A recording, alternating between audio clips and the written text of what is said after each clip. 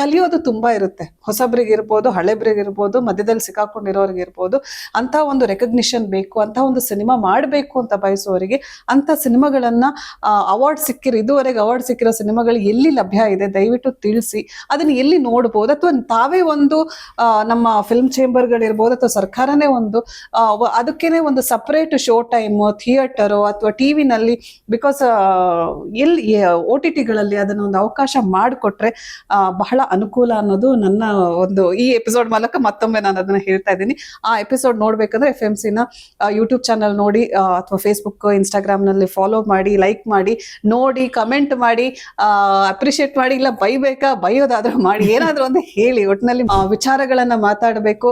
ಅದು negative side ಇರ್ಬೋದು, positive side ಇರ್ಬೋದು. ನೆಗೆಟಿವ್ ವಿಚಾರಗಳನ್ನ ಯಾಕೆ ಮಾತಾಡ್ತೀವಿ ಅಂತ ಹೇಳಿದ್ರೆ ಅದು ಪಾಸಿಟಿವ್ ಆಗ್ಲಿ, ಒಳ್ಳೇದಾಗ್ಲಿ ಅನ್ನೋ ಉದ್ದೇಶದಿಂದ ಹಲವು ವಿಚಾರಗಳ ಬಗ್ಗೆ ಧ್ವನಿ ಎತ್ತುತ್ತಾ ಇರ್ತೀವಿ. ಎಲ್ಲದಕ್ಕಿಂತ ಹೆಚ್ಚಾಗಿ ಒಳ್ಳೆ ಸಿನಿಮಾ ಮಾಡಬೇಕು. ಸಿನಿಮಾ ಮಾಡಿದ ಪ್ರೊಡ್ಯೂಸರ್ಗೆ, ಡೈರೆಕ್ಟರ್ಗೆ ಹೆಸರು ಬರಬೇಕು, ಪ್ರೊಡ್ಯೂಸರ್ಗೆ ದುಡ್ಡು ಬರಬೇಕು.